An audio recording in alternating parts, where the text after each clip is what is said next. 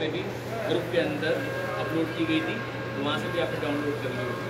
इस वक्त इसका आगाज़ हो, इसका सफ़ा नंबर है 43, जहाँ पर लिखे हुए आदाब ज़ियारत।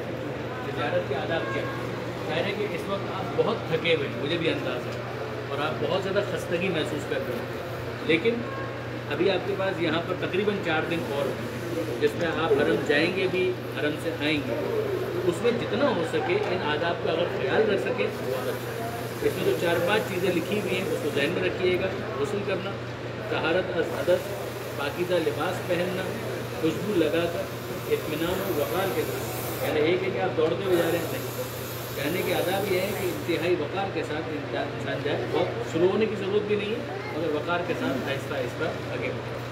और जाते हुए ज़बान पर ज़िक्र खुदा, मसलन अल्लाहु अकबर, ला इलाहा इल्लल्लाह, सुभान अल्लाह, अल्हम्दुलिल्लाह, और सबसे बढ़ के खुद जिसकी बारगाह में हम जा रहे हैं, मत भूलिएगा ये वो शख्सियत है कि जिसके लिए कायनात खल्क़ हुई, ये वो शख्सियत है कि जिसकी वजह से सारे आले मोहम्मद का बका है।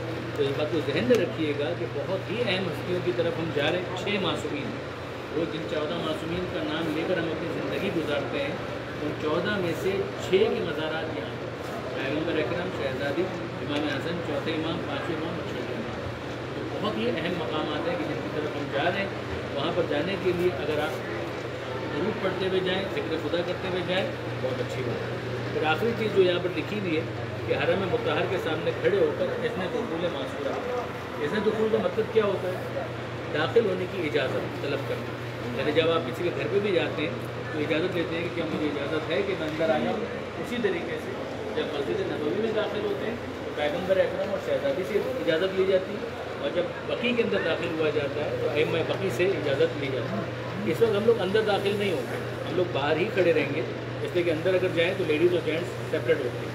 हम बाहर खड़े होकर मिलकर एक जगह पर ज़ियारत पढ़ेंगे, और ज़ियारत पढ़ने के बाद आपके अंदर अगर हौसला और हिम्मत है तो आप मस्जिद के अंदर जाइएगा। बकी इस वक्त बंद है। बकी के बारे में ज़हन में रखिएगा कि ख़वातीन को दाखिल होने की इजाज़त नहीं देते हैं। मर्द हज़रात के लिए 2 वक्त, एक फजर के बाद और एक असर के बाद। फजर की नमाज के बाद ज़्यादा देर के लिए बकी खुलता है, असर के बाद थोड़ी देर के लिए, मगर इतनी देर के लिए कि बहरहाल आप ज़ियारत कर सकते हैं, बकी खोला जाता है। तो ये 2 औक़ात हैं जिसमें मर्द हज़रात जा सकते हैं, और ख़वातीन के लिए बकी में दाखिले का कोई इम्कान नहीं, लिहाजा उनको बाहर ही से ज़ियारत करनी होती है।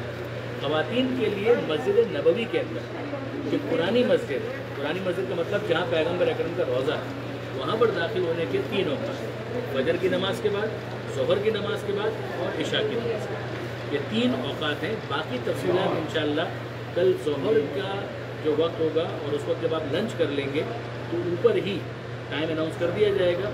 वहीं पर इंशाअल्लाह हम तकरीबन 40 मिनट 45 मिनट की ब्रीफिंग देंगे।